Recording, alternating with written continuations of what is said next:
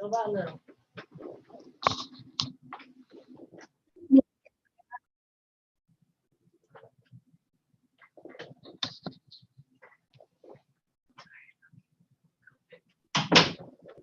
Councilmember Shealy, you're muted. Dudley.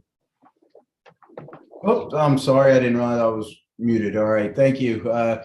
I'd like to call this joint meeting of the Special Facilities Committee and the Committee on Recreation to order for December 19th, 2022 on this chilly afternoon in December, the last meeting of the year for both of these committees and the start of a few cold days ahead. But we do have a very busy meeting agenda, so I appreciate you being here on time. And I know that this is a busy time for a lot of you with Christmas coming this week. And those of you who run a business have about 8 working days left of the year for your year-end goals. So thank you for taking the time to be part of this very important meeting for the city of Charleston. Like I said, it's a joint meeting, Special Facilities and Recreation. And just to run down our members so you'll know who's on which committee. For Special Facilities, the vice chairman is Stephen Bowden, Carl Brady, Peter Shade, Jason Sacker, and Robert Mitchell. For Recreation, the vice chair is William Dudley Gregory, and we have Jason Sacker and Caroline Parker and Stephen Bowden on that one as well. So just so you know who's who on this joint committee. But again, I appreciate all of you being here and all of our guests being here. So with that, if you would, I'd like to just take just a moment of silence, please.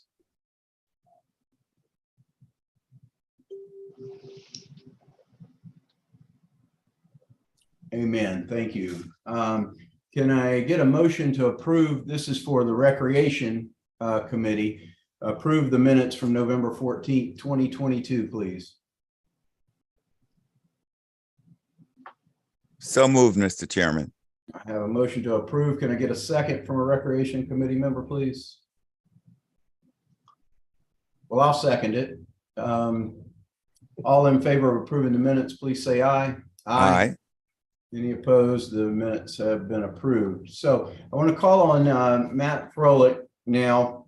He's going to introduce us to Romaine Hayward as our Special Facilities Director. Please, Matt. Yes, thank you, Chairman. Afternoon, everybody. I just wanted to take the opportunity to introduce Romaine Hayward. Romaine Hayward is the city's new Special Facilities Director as of earlier this month. For those of you who may not know Romaine has been with the city for over 20 years. She has experience working in the Gilliard prior to its renovation. She worked in the Office of Cultural Affairs and most recently has been the operations manager at the Dock Street Theater for the last 8.5 years. So we're very excited to have her in this position. Well done. Glad to have her. Yeah, great to have you, Romaine. Thank you. And anybody have any questions? Or well, we are very happy to have you as the Special Facilities Director, Romaine. Anything you'd like to say? Well, thank you. No, I'm just kind of excited to get started and get working, and hopefully everything's going to run smoothly as they always have. Thank you. Very good. Well, we appreciate you stepping up and taking that position. We're very excited about the work that you're going to do for us, and we appreciate it. Thank you so much. Thank you, sir. Thank you, Romaine. Thank you, Romaine. And I'll call back on Matt Froelich again. Next on our agenda is amendment to section 22-24 of the municipal code, looking to move the municipal golf course from the Recreation Department over to the Special Facilities Division of Budget, Finance, and Revenue Collections. So Matt, if you would, please. Thanks, Chairman. Yes, as was just stated, this is an amendment to section 22-24 of the municipal code. All this change is doing is moving the municipal golf course from a management perspective, from reporting to the Director of Recreation to under the Special Facilities Director under BFRC. It does not change anything from a operation structure. It's obviously still a municipal golf course. Really, it's just the financial reporting and day-to-day management is all this change would make. And this is primarily based on the fact that it is an enterprise fund and functions as a city facility, managed facility, like most of our other enterprise funds, which are special facilities. All right, thank you very much. Chairman? Councilman Shade, I see you have your hand raised. I move to defer this, and for several reasons. One, I've talked with you about it once I saw this on our agenda, and I've chatted with Bobby Collins and several of my colleagues on this committee. I disagree with the way the Matt had just categorized this. I think this is going to have a huge impact on how the golf course is being managed. The mayor has appointed me and Councilmember Parker on the golf commission. This was never brought to my knowledge in front of the golf commission. What I would like to do is defer it, give ourselves a little bit of an opportunity of what we're trying to accomplish here.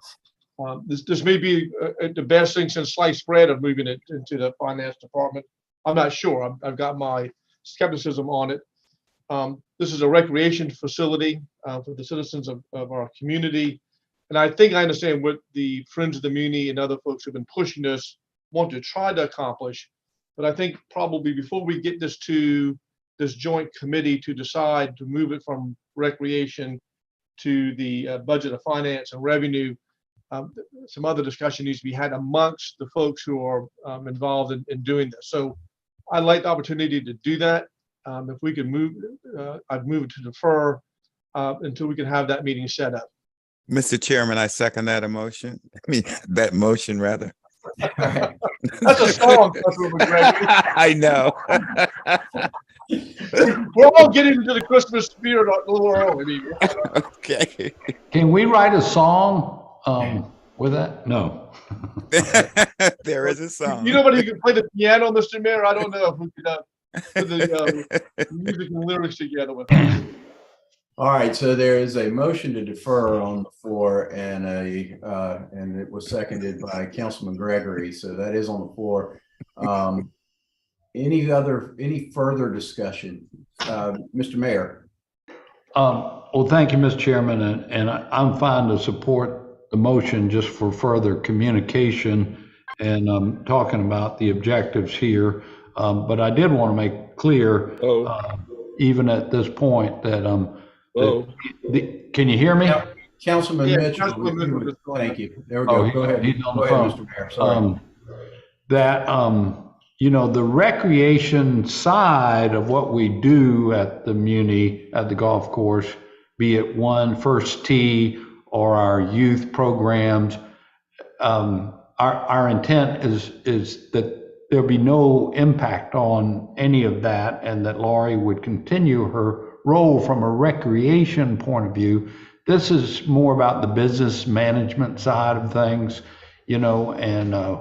since we did the multi-million-dollar improvements to the course, and it's getting so much use, and more improvements are anticipated with the pavilion and upgrade of the clubhouse, that it seems to us that it's a little business side of the house needs to report to special facilities and to budget and finance, not so much the recreation side of things. So I just highlight that distinction, and I welcome staff to further communicate those plans and intents of what they're trying to do here. Thank you. Yeah, thank you, Mr. Mayor. I think that was a good explanation. And, this was brought to the Friends of the Muni as well, and they were in support of this idea. They felt like it was a good idea from a business standpoint. Obviously, we know that the Muni is doing very well right now, having another record year really from a management standpoint, they felt like it would make good sense. But the Muni is and always will be there for our recreation of our citizens. I mean, that is the primary focus of that. Although we are bringing in some people to the municipal golf course right now that come in to visit the city of Charleston and pay a good bit more to play golf than our local people that live here. So, but the whole idea is to keep it affordable for our constituents and make it a recreational piece for the people that live here in the city of Charleston and around the city. So any other Any other discussion on this? If not, all in favor of deferral, please say aye. Aye. Any opposed? The ayes have it. So we'll defer it until the probably until next month. So I think that'll give us enough time to be able to come back in January and have this discussion once again with a little more information. So thank you for that. Thank you. Mr. Okay, Chairman. next up, we have the I'm going to call on Matt Froelich again to talk to us about our Maritime Center SCA Learning Labs naming. So Matt, if you would, please. Thank you, Chairman. So as many of you are probably well aware, the city entered into a lease agreement with the South Carolina Aquarium to lease a portion of the Maritime Center, primarily the ground floor bay area. And they're going to obviously do some renovations to that area, the entire building, to be completely honest, but primarily that area, as well as build an addition or planned addition of where the ice machine is currently housed. The bay area as it exists today is going to be transitioned, turned into more of an education learning center. The aquarium has recently received a sizable donation from Boeing. And as a part of that donation, and just so everyone knows, Brian Brasher and Griffin Mully, and Griffin, I apologize if I hope that's the correct pronunciation of your last name. Yes, sir. They're with us today to answer any questions. But part of what has been, I think, discussed is some naming to that learning lab area, specifically at the Maritime Center. I think what's being proposed is the Boeing Learning Labs at the Maritime Center. And as the way I understand it, it's going to be some small signage above the doors and maybe on some weather apparatus. But again, I'll let them speak to that. Why we primarily wanted to bring this to you all was because while the lease agreement does discuss signage in general having to go through BAR for review, it does not discuss naming rights of any shape or form. So we just wanted to make sure everyone was aware of this and comfortable with this. And I will turn it over to Brian Griffin if you have anything you'd like to add. Thank you, Matt, and thank you, Mr. Chairman. And if possible, I'd like to share my screen. Yes, sir. I think you can do. You probably have the ability to do that. Okay. Down at the bottom. Yep, we can see it. Thank you. All right. Can you see the rendering? Yes, sir. Okay, great. I'd like to take just a minute to let Griffin Mully, who's our corporate and institutional giving officer, to just kind of summarize the Maritime Center and our relationship with Boeing a little bit. And then I can, once that's done, I can show you some visual representations of what we were thinking. But just a reminder, we're in the conceptual phase. And so what I'm going to show you is just kind of our first run at some ideas that we still need to work with both the city and Boeing on. So Griffin, if you want to give a quick overview. Yes, sir. Thanks, Brian. And thanks everyone for having me. As Brian said, I'm the aquarium's corporate and institutional giving officer. So I work with our corporate partners through, and handle our corporate fundraising. But for those of you that are not familiar with this project, Matt's correct. We are moving our education programs, specifically our school programs, into this facility in the next few years. Right now, as any of you that have kids probably know, we have a core standards K through 12 curriculum school program that allows kids from across the state to come into the aquarium and experience marine life and wildlife and learn additional STEM topics that tie into their year's curriculum. But as it stands with our current capacity, we only have 2 classrooms downstairs at the aquarium on the first floor. And as a result, we have to turn away 2 students for every 3 that apply, which is a shame. And that leads us to the Maritime Center, where we're going to have, those 4 classroom spaces once it's all renovated, and an outdoor space to have some experiential learning, which is going to let us go from about 6,500 kids each year served through school programs to close to 13,000, providing a ton of new opportunities for students across the state. So Boeing has been a long time supporter of the aquarium and our education programs, and very generously agreed to a leadership gift out of this $6 to $7 million project of $2 million. And as a result, we're trying to keep them close in the relationship of this project. Great, thanks, Griffin. And so I'm going to pull another screen over, and what you should be seeing is East Main entrance. Hopefully everybody sees that. And it's Seeing a black screen. okay. Let me. How about now? Still seeing a black. Oh, there we go. Something popped back up. That's just yeah, there you go. Okay, you should see East Main entrance. I do, yes. Okay, great. So this is the front of the building, which we're calling the front, which is the water side. And the reason I've put this up is to kind of show you the two areas which are in the yellow circle here, where we're planning on having some signage. And we kind of see the signage as more of a wayfinding, more of a way to know that this is in fact the learning lab area. Not so much the building signage. And so if I zoom in a little bit, you can see above the door here, we've got a place for some signage. And also we've got this nice, neat weather pole that we're going to have here, which is also another opportunity for the same signage. This will be a little bit of a close up to the area above the door. Again, this is going to be the main entrance. Kind of, if you go through these doors, the only place that you can access is the learning lab area. So it's specific to our demised space in the building. This wayfinding sign here, I'll show you a little bit more about that here in a second, but that's going to be a weather pole. It's kind of got it's going to have a wind turbine and maybe some solar panels on it to power some weather information that revolves around maritime. So far, the creative department for the aquarium and working with Boeing, we've come up with two different options. Option A is going to be a full color logo, and we've kind of presented this stuff to Boeing, but it's very early. And I will say that I don't see this being called the Boeing Learning Lab. There's potential for that, but I really feel like it's going to be something more like what you see on the screen here, Learning Lab sponsored by, or something. This is a logo representation, and below I've got a text representation of the two ideas that we have. Again, this has to be vetted through Boeing's branding department and the city as well, and we all have to be on the same page. We understand that. This is what it may look like, and this gives kind of a better view of that weather pole type signage that I was talking about. You can see what the logoed signage may look like.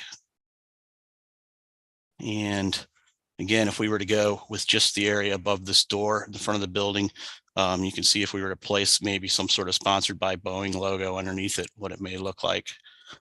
Okay, still representing Charleston Maritime Center here on the wayfinding weather pole signage.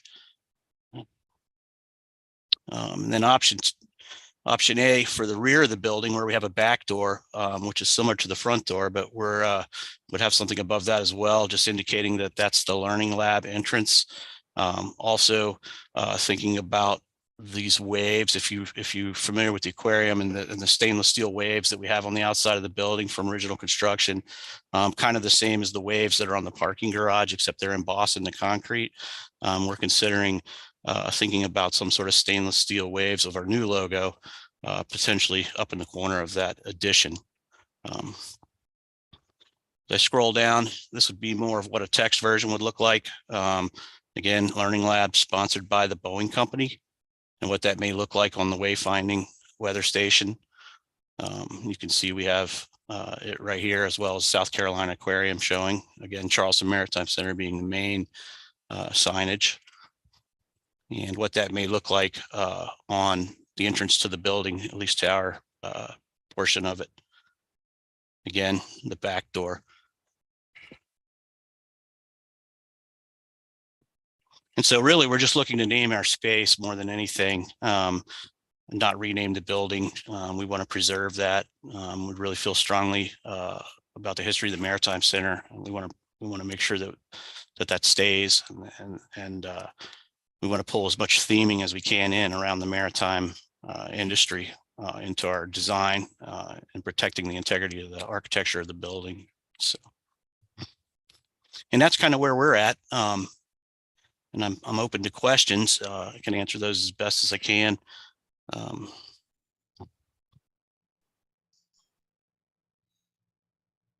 Great. Thank you, Brian. And Griffin, any questions for Brian or Griffin on this? Mr. Chairman? Yes, sir. Mr. Mayor, I'm sorry. I didn't see your hand up. I apologize. No problem. First, if I may, a quick question for Matt Froelich, and then I'd like to make a comment. Matt, isn't it true that there'd be other use? Of course, the city of Charleston is going to maintain our Maritime Center usage in a small way in a building with some office and showers or a laundry, and then we'll be operating the docks as well. But did we finalize an agreement that the African American Museum might use a portion of the building as well? So yes and no, Mayor. So the original MOU still contemplates the IAM having rights to certain portions of the building. Yep. We have, however, it was kind of a three-party agreement between the city, the aquarium, and the IAM. And it was just an MOU that kind of parsed the building out and contemplated future lease agreements. We have done the lease agreement with the aquarium. We have not done the lease agreement yet with the IAM. The IAM has been so focused on getting the museum completed and up that we have not taken that next step with them. But there is still a portion of the building under that MOU that is contemplated for their future use. Right. Do a lease agreement with them still to codify all of that. So I would just add my thoughts here that I think it's fine to allow the aquarium what they're requesting here to naming rights, if you will, to that portion of the building that they're going to be using and of course investing a lot of money in.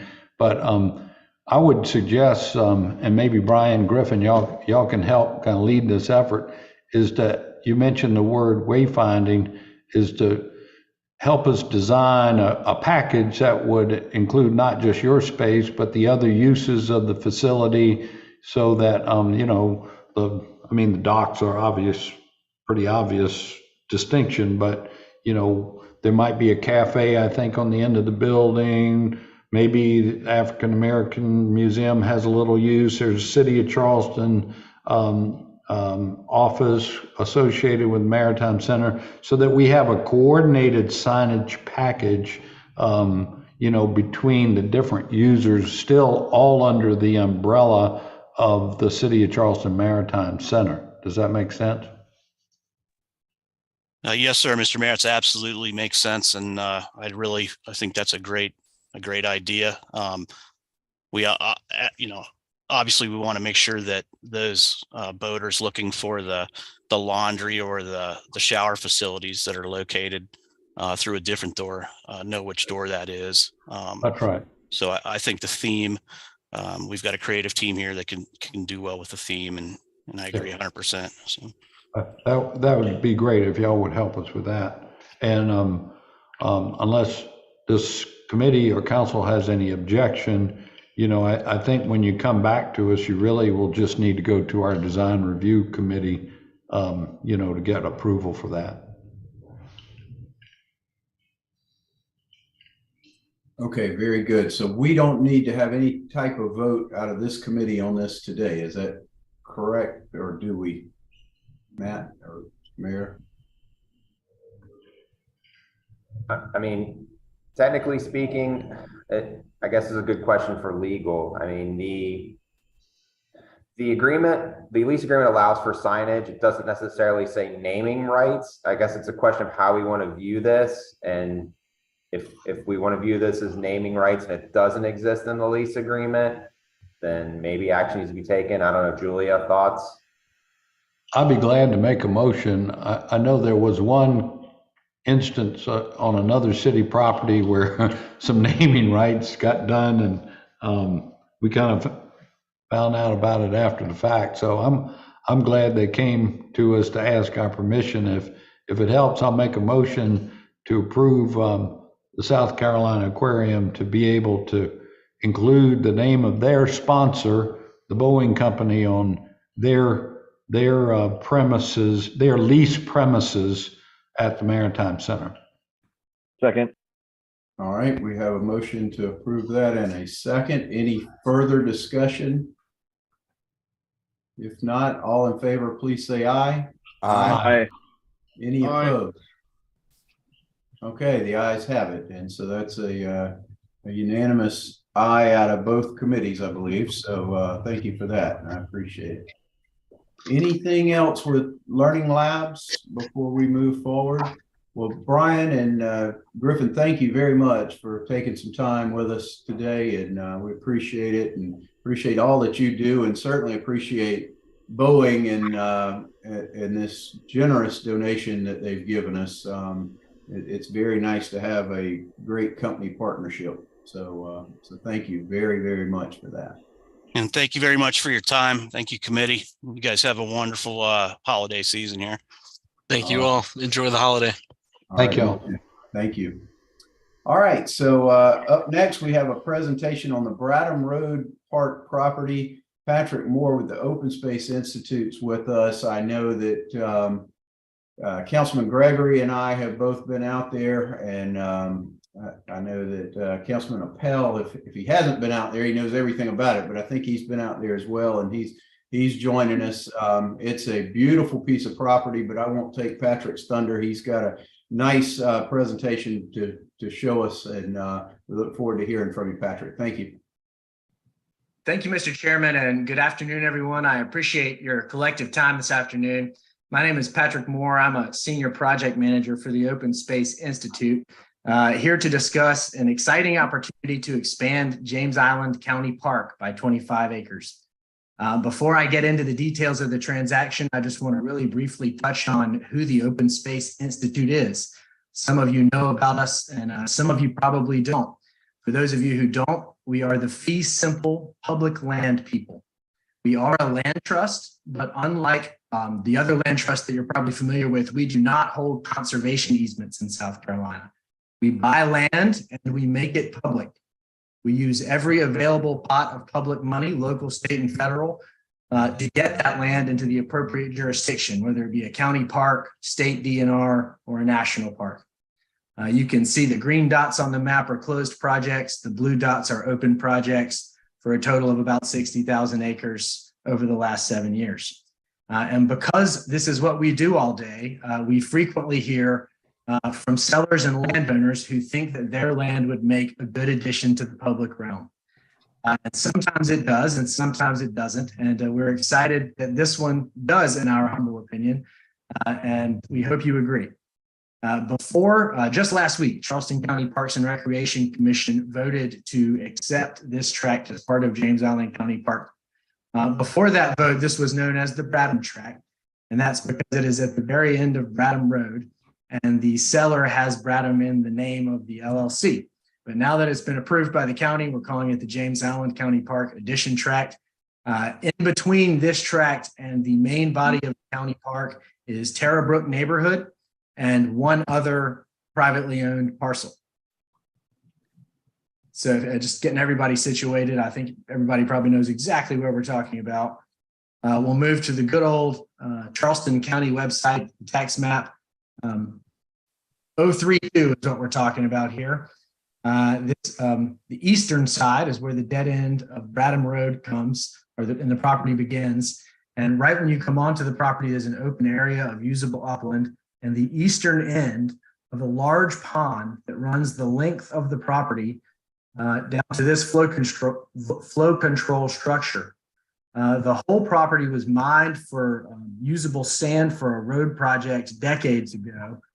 So those of you that have been there can attest to the fact that when you're there, you're a little bit lower than the neighboring properties. You're along the pond the whole time, and you feel like you're a lot further away from the world than you actually are. As you make your way west, there's a dirt road that runs along the southern boundary of the property. There's a couple of fingers of usable uplands that stick out into the pond. and then a large area of usable upland here. It isn't obvious, but it does connect right here. So you could recreationally paddle or navigate all the way down to this flow control structure. And this is a large usable area of upland as well. There's a second pond we call the Western Pond here, and it does not have a flow control structure or anything that allows the in and out of the tide on a daily basis. And it just accepts the rainfall from this small area right here. So it's more of a freshwater recreational fishing opportunity, whereas there is saltwater coming out of here. Is definitely a brackish pond. You can drive really well to about here and then walk out here to an island that's got, a campsite and a fire pit and a pine tree on it and a very small crabbing dock. This is the creek. This is the main stem of the Stono on the left side here. This is the same creek that the existing dock at James Island County Park is on. He kept going south there. Murray Lassane Elementary, as I'm sure you all know, is right here. There's an existing sidewalk connection to Bradham Road from Murray Lassane. So on day one, you've got a walkable marsh classroom from the school. And there are funded plans to build a sidewalk from the entrance to James Island County Park to Bradham Road in 2023. So there will be a pedestrian connection to the main unit of the park, despite the intervening Terrabrook and 052 parcel here. The nuts and bolts of the transaction, 25 acres, 8 of those are upland non-critical area acres. A letter of intent purchase price is $1.5 million with an appraisal of $4.2 million. So a significant bargain sale. The survey is complete and under review by the county. The phase 1 environmental site assessment showed no recommended or recognized environmental conditions. There was a little bit of debris, and that'll be cleaned up before donation. We don't anticipate any title issues. The property was purchased in 2008, so there was a clean title report then, and of course, upon donation, there would be an updated title commitment. The proposed funding structure for the tract involves a $1.25 million request to the South Carolina Conservation Bank that would go in January, and then a $250,000 request to the Greenbelt, Urban Greenbelt from the city of Charleston. This is the concept. This is an informational presentation. I'm not requesting any action, but that is the thinking. This tract checks a lot of boxes for both of those funding sources. Immediate passive water-based or water access, public recreation are both focuses of both of those funds. The western side of James Island is remarkably intact when you look at the park and Dill Plantation and some of the other large tracts. And this tract, because it's been mined, is also a strong resiliency tract. There was a city project in Woodland Shores that this reminds me of, where there's a stormwater component and a passive public recreation component. When the water comes up from the riverside and down from the rainfall side, this is where the water goes. So making sure that can still happen in perpetuity is important from the resilience side as well. I wanted to just kind of show you some pictures, starting at this bottom left corner. If you went to the end of Bradham Road and then went straight up in the air, this is your view. This is Terrabrook over here. The top you see. This is where the island with the little crabbing dock is. And then this is the other boundary. This is the eastern end of the pond, looking all the way down the pond. And then these trees are right here on this picture. And you can see the western pond here and the walkway all the way out to the island where the small crabbing dock is. On the right is my 11-year-old passive recreation tester. She approves. She's in the top of the pine tree. This is the very end of the trail here on the small island.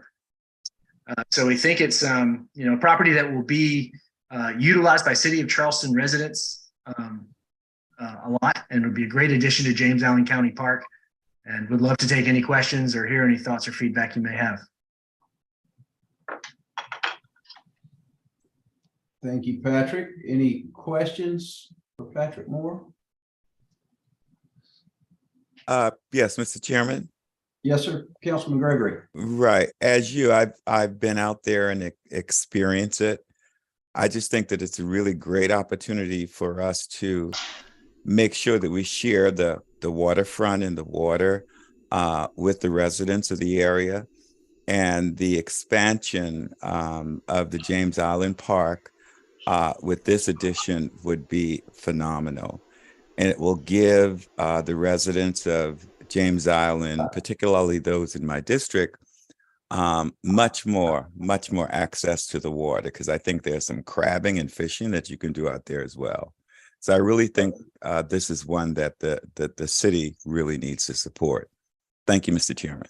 All right, thank you, Councilman Gregory. Any other? Yeah, Mr. Chairman. Yes, sir, Councilman Shade. Yeah, I just wanted to echo Councilmember Gregory got ahead of me, but I just wanted to echo his comments as well, that we are lacking so much in access to water for our city residents. So any opportunity that we can have to provide water access, I mean, considering how many rivers border our surround our borders of the city, and the lack of access we have for crabbing and fishing, kayaking, canoeing, boating of any sort is dismal. So this is just a wonderful opportunity. I'm sure there's a lot of history behind this tract and the usage that it has had over time. So I'm fully supportive of doing this. This is a great opportunity. It looks beautiful. I'm out there. I haven't been on this particular part of the expansion, but I know this area well, and it's just, I think that aerial is a great visual point of view for all of us to absorb. So good job, and let's support this thing fully. Thank you. Thank you, Mr. Mayor. Thank you, Mr. Chairman. Patrick, thank you so much. And let me ask a question, and then if you don't mind, I want to ask you about another site. So my understanding is that the Open Space Institute would own the property, and it would be managed by the Charleston County Parks Recreation Commission, but the city is just contributing to the purchase. Isn't that correct? That's almost exactly correct. The Charleston County Parks and Recreation Commission would own and operate the tract. And it looks like we'll be able to bring all the funds to the closing table so that it will be able to go directly from the seller to the commission. If there was a need for OSI to take intervening title, we would certainly do that. Okay. But on a long-term basis, it'll be county owned and operated. That's terrific. So do you mind if I just run something by you while we're here together at this meeting? If you go back to that a map with right there. So right above Maybank Highway, right above where it says that's route number 700, right next to the municipal golf course that we're just speaking about a little bit ago. There's a few parcels there that now that, particularly since the renovation of the golf course, the vista is just wide open, and it's beautiful looking out over the Stono River, even while you're on the golf course or when you're just driving out there. But just beyond whatever hole that is, as you're heading out Maybank, on the right, there's some lots that are owned by a Baptist church, and they're interested in selling the property, and everybody just assumes it's open space, that it's public open space. But in fact, the church owns it, and if they were to sell it to someone else, something could get built on it. And we would like for the public and for the golf course to maintain that permanently as open space. And if that's something that y'all could help us with, I sure would like to have a follow-up conversation with you about it. Yes, sir. That's exactly what we do, and I would love to talk to you more about it. I'll follow up after this meeting and get more information. That'd be great. Thank you so much. Very good. Our pleasure. Councilman Mitchell? Oh, okay. You're on mute, but I think you're telling me you didn't. Yes, I just want to ask one question. I know they're coming to us for $250,000, but is the county participating at all? That's all the question I want to ask. Charleston So the county is not contributing, Charleston County Parks and Recreation is not committing financially, but they will obviously bear the cost of ownership and management, in perpetuity. So that would be their, financial contribution, I guess is how I would describe that. Mr. Chairman, let me add in response to that question also that we would plan on applying to the Charleston County Greenbelt Fund for our $250,000 contribution. So it would come from that funding source and not from our general fund. Okay, that's the question I wanted to ask. Thank you. Yes, sir. Thank you. Councilman Appel. Thank you, Mr. Chairman. I know I'm not on this committee, so I appreciate the opportunity to attend and offer some brief remarks on this. I just think this is a fantastic collaboration between OSI, the City of Charleston, Infrastructure Bank, the Conservation Bank, and Charleston County to make this happen. And, slowly but surely, we're making things happen with respect to parks on the water. We've got Fort Pemberton right on the other side of Maybank, also on the Stono moving along. And then we've got WPAL over in West Ashley, over in my district. We're getting there and improving. Carl Richardson as well. So. Carl Richardson, of course. We're doing a lot of great things on West Ashley and James Island in terms of access to the waterfront. And I can tell you from firsthand experience, and to Councilman Gregory's point, there's plenty of fish in the Stono River, plenty of crabs. Everybody will have the opportunity to enjoy that. And also, Riverland Drive is challenged with respect to traffic. This acquisition's taken development rights off the table because it's my understanding that this parcel's entitled. So that's more traffic that's being taken off of these roads. So great win-win-win all the way around. We need to do these collaborations every opportunity we can do it. And Patrick, if you don't mind, maybe shedding some light on this. I understand the Greenbelt Advisory Board needs to have some sort of formal approval from the City of Charleston by a certain date. Can you lend some more detail to that? Sure. Yes. So to apply for urban greenbelt funds, you do need the approval letter or support letter from the municipality where the property lies and whose greenbelt funds you're proposing to use. That application is due January 29th. So a letter from the city by January 29th would be what we would need. Sounds great. Well, hopefully we can make that happen for you. Great. Thank you. We plan to. Just one last question, Mr. Chairman. Yes, sir. Please. Have we had any discussions at all yet with the neighborhoods in that area? So we have. It has been, I would describe it as ad hoc. We did some improvements to the property. We moved a lot of trash out and cleaned up the road and cleaned up the trail. And as we were doing that, people came out and said, "Hey, what are you guys doing? What's the plan?" It was about to be a bunch of houses, and they were unanimously relieved to hear that it was going to be a park.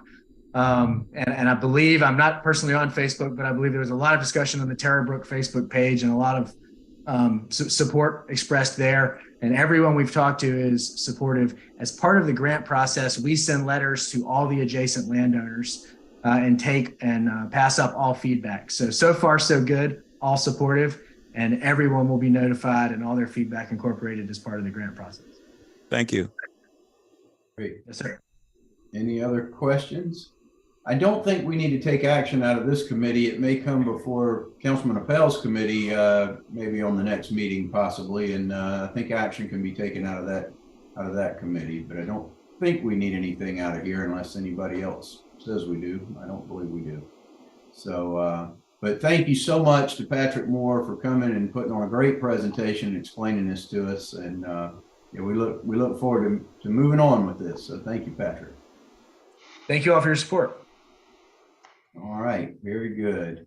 And let's see, next up, I have Bart Altman sitting with me right now. I will tell you that you're welcome to spin around here. I'm having some issues with my computer screen a little bit, so hopefully this doesn't go out. But on Thanksgiving morning, I was over at West Ashley Park and was out walking my dog on Thanksgiving morning because my house backs up to West Ashley Park. And I could hear a blower going out in the wooded area, out in the marsh area of West Ashley Park. And I thought, my gosh, I can't believe we've got city employees out here working, cleaning up West Ashley Park on Thanksgiving morning. So I followed the sound to the blowers, and I ran into this guy that's out there blowing. I said, do you work for the city? And he said, well, no, I'm just, I'm out here. I do this sometimes. And after I started to talk to him, I realized who Bart was. I've known him most of my life. He grew up here in West Ashley, and and after talking with him, I realized that he probably has spent about 300 hours or more in West Ashley Park, cleaning up, just kind of helping out, making our disc golf course, which a lot of you may not even realize that we have a disc golf course over there, making it a little nicer so that people could play there, a little bit safer from the wildlife, including the snakes and things like that are around. So, I got to talking to Bart and talking to him about the disc golf, and realized that he's very, very busy, very involved in this, and leads up the disc golf group for the city of Charleston. And, so I thought it was a good idea for him to come talk to us a little bit about the disc golf program and about West Ashley Park and those types of things. So I've invited him to come and be a part of our meeting today to talk to us about it. There's some needs in that area as well. So really just going to kind of let Barton slide in here and talk with us. And I'm going to help kind of drive a little bit because he's got some pictures that he had emailed to me. So thank you so much for having me, and I appreciate your time. It seems to me we're kind of a good company here, because y'all are talking about golf and you're talking about open spaces, and that's kind of what I'm talking about too. Disc golf is very similar, if you don't know, to just what we call ball golf. And in regular golf, you get normally 3 times to hit your ball and try to get it into the hole. In disc golf, it's the same principle. You get 3 times to throw your disc and try to get it into a basket. The sport's growing a lot, and certainly after COVID, it did. But still, a lot of people don't know. 4 years ago, I did not know about disc golf. 4 years ago, my daughter died, and I was just kind of stuck at home in a state of grief. And I had some friends of mine from a local church, and they kept inviting me to come out and play disc golf. And I didn't know what disc golf was and didn't want to go, but finally I did. And it really sparked something in me, and it helped me a lot. It helped me to get through this period of grief, because it gave me something else to focus on. It got me back outside. And I'm 60 now, and for me to be able to get out and play a sport, I don't have to run and nobody's trying to tackle me. And so that those are good things, and it's great. When I started playing disc golf about 4 years ago, I lived West Ashley off of Beesbury Road. I was told that in the West Ashley Park there, that we had a disc golf course, and I wanted to play it. So I went looking for it. I had a hard time finding it. And finally, when I did find it, it was very overgrown and had just been apparently abandoned. It looked like for a few years, nobody had done work on it. I contacted the Parks and Rec department, and also contacted the city of Charleston. And among other things, I was told that there just wasn't even a disc golf course back there. But it is. It's back there in the woods, and it's back there in the swamp area. And we call the disc golf course the Fire Swamp. And it is in there in the woods of West Ashley. I tried to get some help from the city and from Parks and Rec to get the course back to where we could play it, but I just didn't seem to be getting anywhere. So at the beginning of this year, I went out there, I took my battery operated DeWalt blower and my weed eater and my hedge trimmer, and I started at hole number 1, and I didn't stop until I got to the end of hole number 18. And that's taken me all year and close to 400 hours, but now there's a disc golf course that people can go there and play again, and people are playing it, and the traffic's improving. And one thing traffic does for that particular area, as it can for other areas in Charleston, there's a particular place in the back part of that park where people can go park. and they parked back there before and got into some illegal activities, in my opinion, some drugs and prostitution. Well, now that we have the disc golf course back and running again, we have foot traffic coming through that area. People who are doing things they don't want people to see, they don't want to be there anymore. So we have essentially helped to clean up that particular area by just having foot traffic. Disc golf takes a very small footprint, but it can be very beneficial. There are, like I said, when I got there, it was very difficult to play, and there's a lot of work that needs to be done out there. I do have a few pictures that I would just like, if I can, I don't know how well you can see them, but I can tell you the picture, if you can see the one that Kevin has up, this is a really good picture because this is an example of this is just hole number 2. I can tell you that the T signs that you see there, I made myself. I made 18 on, one for each hole. It tells you what hole you're on. It tells you the par and how far it is to the basket. These white poles that you see in the picture right there were the only things that were original. They were 4x4 posts that were just old and hard to see. If you were trying to see them from a distance, you really couldn't. So there's 36 of those, 2 for each hole, T. And I've gone out here with white paint and got them painted white so you can see them. In this picture, you can also see a little mat on the floor. We've had a problem because the dirt out there that you will slip if you're trying to throw. So I went to the Tractor Supply place on Rivers Avenue and I bought like 6 of those mats. They were like $40 each. But I've got them out there at some of the holes, some of the ones I thought were most likely to be slippery. And this picture also shows, and I wish I had a before thing of the whole course, but if you look forward, you can see that this path Mark, excuse me one second. We're not seeing the pictures, Kevin. We're still seeing the screen with thumbnail. You might have to quit sharing that screen and share the picture when it comes up to All you. right, gotcha. Let me see. Sorry about that, Bart. Excuse me. Thank you for pointing that out, because I did want you to see it. How about now? Oh, No? Can you Not see? yet. We still see the menu with all the thumbnails. No. I think you have to, now you got a picture there. There you go. Okay, good. Got the picture now? Good. Yes, sir. Okay. Well, Thank you. Yes, sir. Thank you. I don't want to take up too much of your time, so I won't re-say what I've said, but this is a picture, once again, the T-pad. Now, this is also your first look at these stairs that I'm going to want to talk to you about. And then just looking forward in this picture is the only opportunity I'm going to have to show you what this looked like before I started. And there's another picture that gives a better view of that path, just to show you. Yeah, I just don't know which picture it is. There you go.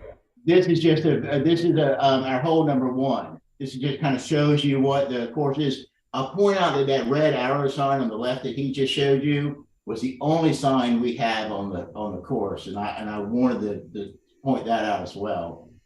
What is now? Are y'all still able to see pictures on the screen? And see, right now there's a bridge. We're seeing the bridge with the missing boards. That's correct. We have some bridges out there that are rotting away and are missing boards. And these are the paths that we use here are used by the disc golf community, but this is also neighborhood people walking by. These stairs that are now being shown on the screen are so deteriorating and rotting and missing boards that you can see we've worn a path on the right side here where we use the roots of stairs, and that gets a little slippery coming down, but even that's more desirable than the stairs that are rotten and broken down. It really is a safety hazard on there. And that's one of the main things that needs to be addressed. Like I said, you can just see, I mean, and this is a city park, and you know, this is people from the neighborhoods are walking their dogs and their kids through here. And they don't want to go that way. And it's just been out there for a long time, and it really needs to be addressed. It is a safety issue, as beyond the point that we just wished it was fixed. So, you know, like I said, we're out there in the and the swamp and the woods, and we're really doing the best we can with what we have out there. Some of the things, and Kevin will still show you some of the pictures. This right here is just an example of how I've cleared a fairway. There was another picture that pointed the other way that showed you what it used to look like. But this is how I've cleared it. One of the problems people had with this walkway was they were just afraid of snakes as they walk back there. And they're walking back there with the dogs. That's what it looked like.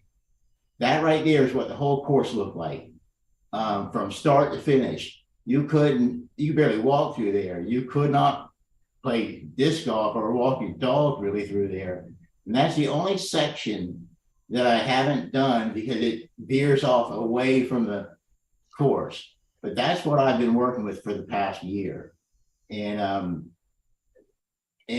as a general rule, you know, when I was coming up, my grandmother taught me when I was of job working age. She said, all work is honorable. And if your job is to clean toilets, then you have the cleanest toilets that you can, and people will notice, and they will give you opportunities. And with all due respect, as far as city land goes, for the past year, I've really been working with the toilet, and we've cleaned it well. And we appreciate the fact that there is the land there, and there are baskets. But without city help, I've gone in there to prove that we can be, as a disc golf community, good stewards of property that you will allow us to use. I'm hoping that we would have the opportunity. This is the only disc golf course in the city of Charleston, as far as I know. And it's playable now, and it would not have been otherwise. I would like the opportunity for the city to find some land. Once again, we've got a small footprint. We can work through the woods, we can work in an open field, we can do anything. But if the city could somehow help us to get another disc golf course, if we can get an 18-hole course, that's great. If we don't have that much land, let me have room for a 9-hole course, and we'll go around twice.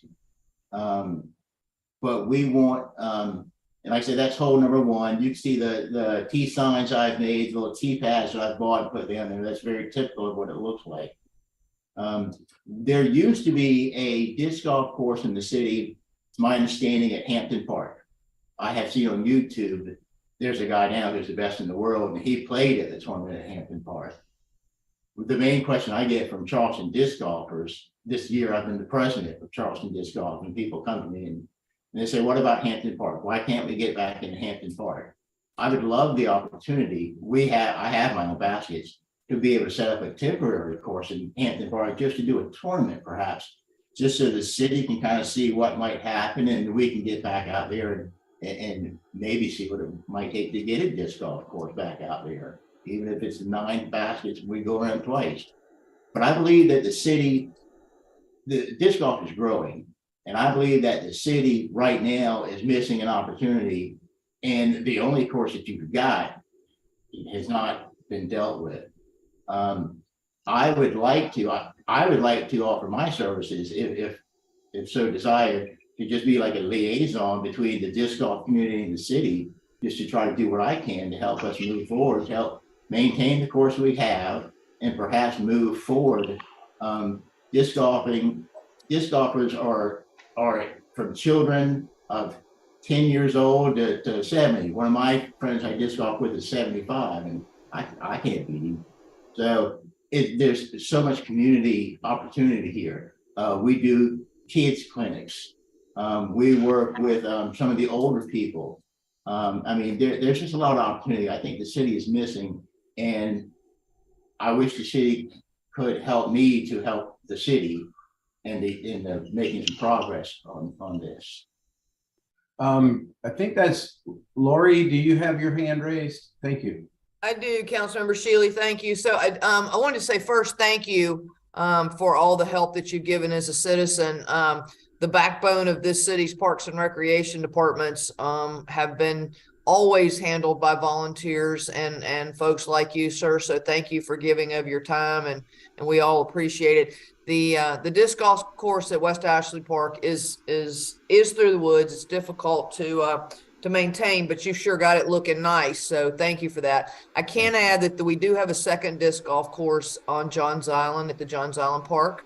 And so there is a second course that the city has. And then your comments about Hampton Park.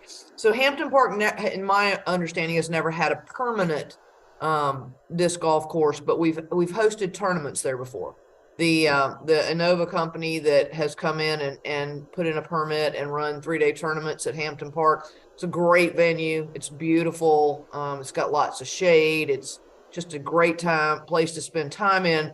And so we have hosted some disc golf tournaments there, and we would certainly be amenable to doing that again. I think that would be a great thing for our residents to not have to go anywhere else and be able to play disc golf there. So I think all of those things, I would be happy to work with you on the programming end, and I'm sure Jason Kronsberg, I don't know if he's on this call, Councilmember Shealy, but I'm sure he'd be happy for his West Ashley Park crew to work with you as well to help on the maintenance of this part of West Ashley Park. So thank you for that, and I just wanted to make sure I pointed out those couple of things. Thank you so much, ma'am. And I would like to try to follow up with you if possible on the potential for the Hampton Park. Absolutely. My friend, Councilmember Shealy, will give you all my contact information.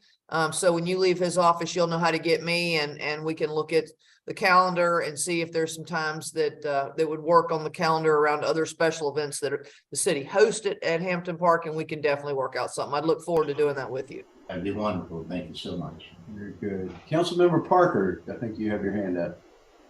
Thank you, Mr. Chairman, and thank you, Mr. Altman. What a great presentation. And I second what Lori said. I mean, our recreation department can't survive without volunteers like yourself. So thank you.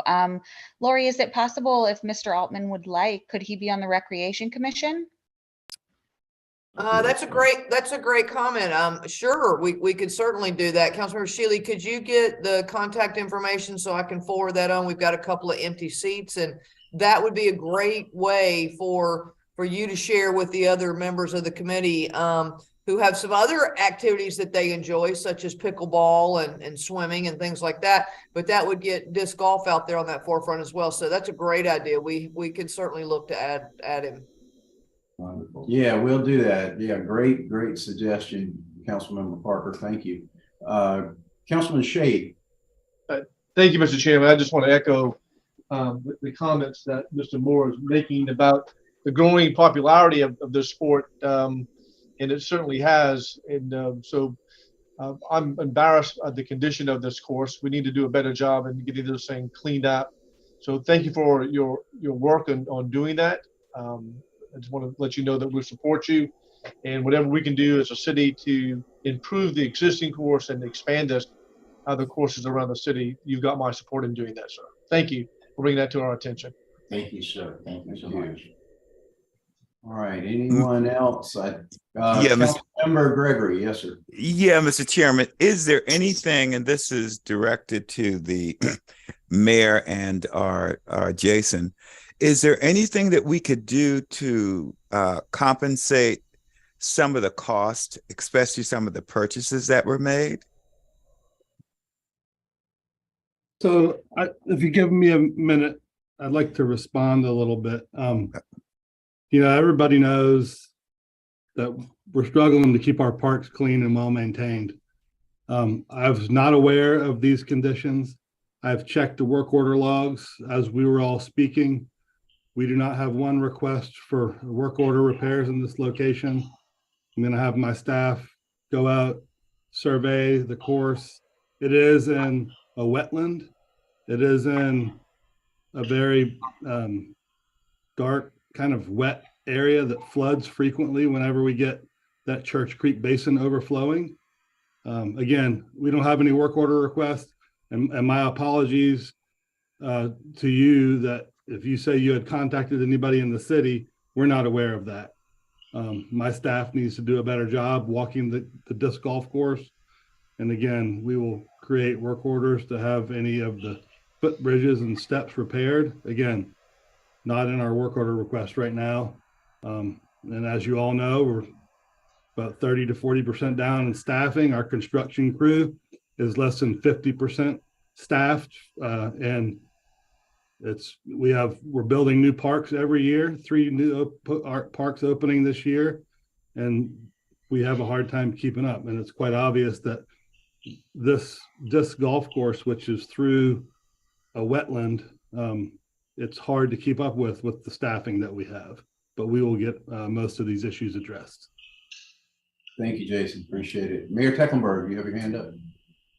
So thank you. I wanted to thank Bart as well. Mr. Altman, thank you for stepping forward, and sorry about your loss. And Jason makes an interesting point about the terrain there being a wetland, and I must say it's been a little while since I played disc golf. Bart, it looks like a very difficult course. There's not a lot of open fairways there, is it? It's very tight in the woods, and it's not really for beginners. It's not for beginners. So I'm just thinking out loud that, maybe there's another property that we could investigate with you, to see if there's even a better place to have another disc course. I'm thinking off the top of my head, Jason, that property off of 61 that we bought with Greenbelt funding, I think right before I became mayor, but we haven't really done anything with the property. It's about 10 acres and it's a little more open than this, and not wet. What road was that on? That's the Woodland Road Park site. There is a lot of wetland back in there. The space is not quite 10 acres.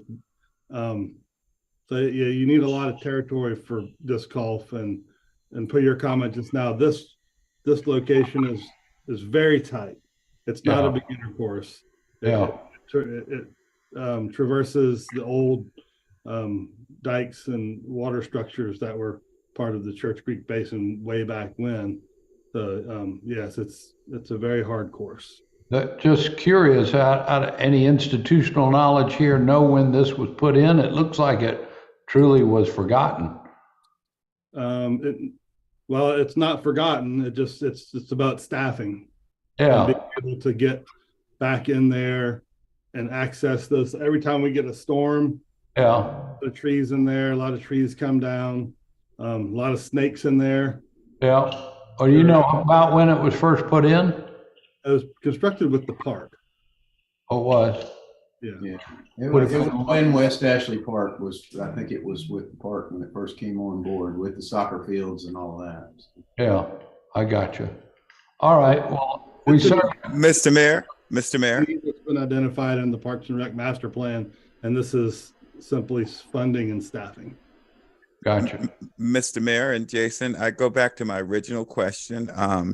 Is there something that we can do to compensate some of the purchases that were made to get the park where it is?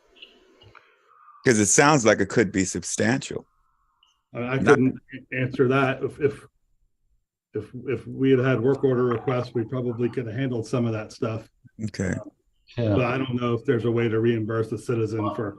As far as myself, I don't seek any reimbursement. I do what I do as a community service, and so I've chosen to do this. I'm just trying to look forward into the future and see how can we move forward to help this park be better maintained. And as the mayor was saying, perhaps there's some other land that we could look at and see what we could do. And even if it's not enough property, like I said, for a full 18-hole course, if we can get 9 holes out there somewhere, we're not afraid of going around twice just to have the opportunity for another land, as much as we would love to have a place where we could put an 18-hole course in. I appreciate that answer. I really do. And I commend you for your volunteerism in terms of trying to make something operable, at least for the community. But I appreciate your answer, and thanks for what you've done. Thank you, sir. All right. Any other questions, comments, anything? That kind of wraps up our committee. I don't think we have anything else on the agenda unless anyone has anything else. And if not, for those, oh, Councilman Shane, are you raising your hand or are you saying goodbye? Saying goodbye. Okay. For those of you on City Council, I look forward to seeing you tomorrow afternoon and tomorrow evening. For those of you who are not on City Council and will not be there, I wish you a Merry Christmas and a Happy New Year. And if there's nothing else for this committee, we are adjourned. Thank you. Great meeting, Mr. Chairman. Thank you. See you.